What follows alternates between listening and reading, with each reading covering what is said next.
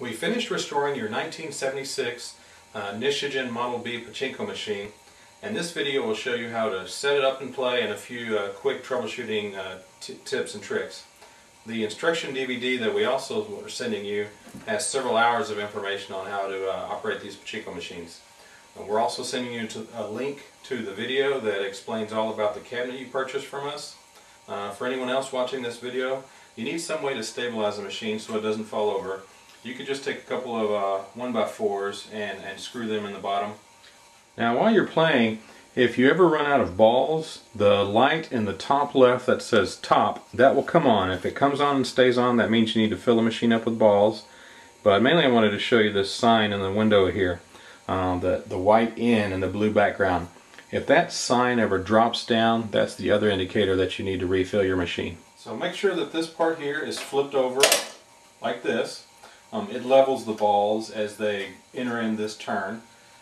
Now this here is your ball drain lever, and right now it's in the unlocked open position, and these arms flip up, allowing any balls that you pour in the machine just to drain all the way out. So we want to lock it by pushing this over, and if you ever need to unlock it, you just pull down on this.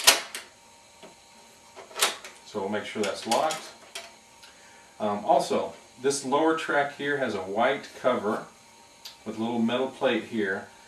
If you ever need to get inside of this track, there's two tracks in there that balls run down. If you ever need to get in there, you just pinch the metal plate, lift up, and then pull out until you get it out.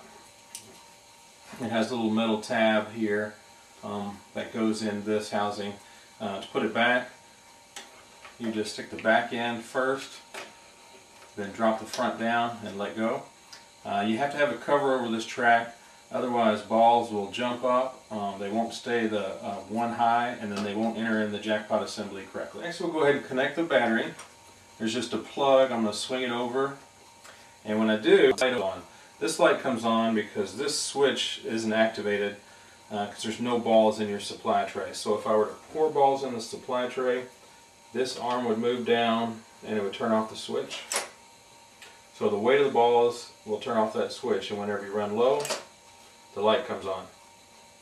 These two lights are the ones that flash when you get a jackpot, and that's this switch here. So as you get a jackpot, they'll flash for a second and then go off. So normally there's no lights on these machines during play. It's only when you're out of balls or when you get a jackpot. Now we did also hook yours up, so we've got a wall plug transformer. You can plug this into the wall, and it's got one of these 9-volt battery snaps on the other end. What you do to use this is just take the snap off the battery and then connect the two snaps together and plug this in the wall. Just don't ever plug your transformer into a battery itself. Only plug it into the other plug. Now the number one problem with Pachinko machines down on the left side is what's called the one-ball seesaw. Behind this cover there is a white piece, and it acts as a seesaw, flipping up and down. Right now it's in the down position. That is incorrect. In this position your machine will not work properly. Balls will back up. You will never get a jackpot paid out. So you have to reset it. And you can reset it by pushing up on this little pin right here underneath. Now it's in the correct position. Now in addition to the light coming on to tell you to refill your supply tray, and then the little sign that pops down in the window, there's another indicator. This part here from the supply tray is connected to this rod coming down, then this rod coming down, over to a part here, and then there's a pin that goes through the front of the machine, and what it does is it drops a lever blocking the path of balls. Let's take a look at that. Normally the balls from your play tray will roll down here and enter into your shooter assembly, and it's having trouble focusing on the chrome. In addition to that sign dropping down, there's a metal bar back here that will drop down and blow balls. So right now if I added balls in, they would stop here, they wouldn't roll all the way into the shooter assembly. But once I add balls to the back, the sign lifts out of the way, and then this part that's blocking the path also lifts out of the way. Go ahead and add some balls to the play tray. Now we'll add some balls to the supply tray. They'll go down the upper track, around the turn, across the lower track, enter in the jackpot assembly, and here they'll stop.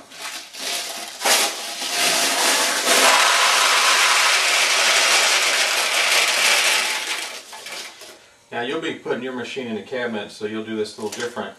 But for those that are watching this video, you'll need to put a bucket at the bottom of the machine to catch the balls. And it's a good idea to have some balls in the bucket. That way they don't bounce out when they drop out of this hole or this hole. Now let's just explain some of the parts on the front. We've got the flipper here and a finger rest bar here. And the way that works is you put your finger underneath it and you pull down on the flipper all the way, and then you quickly release, or just pull your thumb off, and then the flipper will bounce back up from a spring. It'll launch a ball up this lane here, around, it'll hit a bumper here behind this part, it'll bounce back, and then the ball will hit off the pins. It may go by these round spinners, and that'll redirect the ball, and then the ball could drop into one of these tulips. Currently all the tulips are open, but those orange parts, they're wings and they close, and if they're closed and the ball goes in, they open. So it's open, close. These two pockets are fixed pockets, and then you have the main attraction area here. No matter any of those I just talked about that the ball goes in, the same thing happens. You're going to get a payout of balls, you're going to hear the bell ring as the balls fall down and hit the bell, and then your lights will flash. If you don't get the ball to go into any of those areas, it'll fall to the bottom and it'll exit through this hole and fall down into the bucket in the back. Let's go ahead and play. The first time you load the machine, your first shot, nothing will happen because it's loading a ball into the shooter lane. Now we'll go again.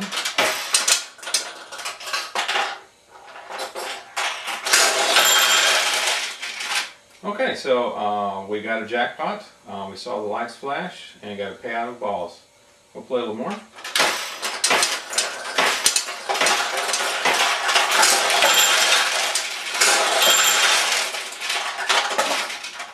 So we got a couple more jackpots. Now, if you pull the flipper all the way down, it'll have a tendency to come over here. I've got an open tulip here, so what I'd like for the ball to go over here. It's much easier to get a ball in an open tulip than a closed one.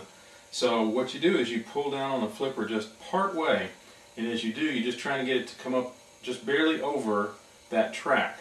Now, if you don't pull back far enough, it'll roll part way up the track and then down into your receiving tray and bottom.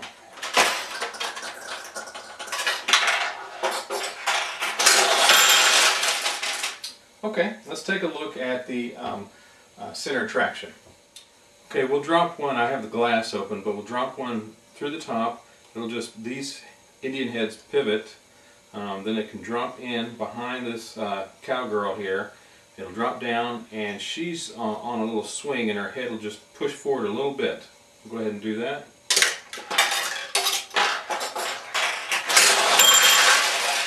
And as you saw, one of the added bonuses of getting it in the center is if your tulips are closed, it will open them.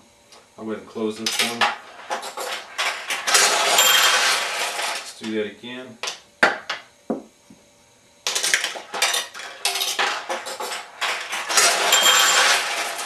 There's also a couple holes here and here, and the boots kind of swing, so as a ball comes off a spinner, it could go over, hit a post on the back of the boot, and maybe drop in the hole.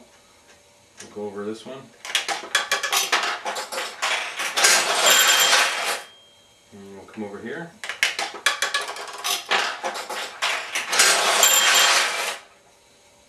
And you can also get a ball to go in right here above her gun, or right over here,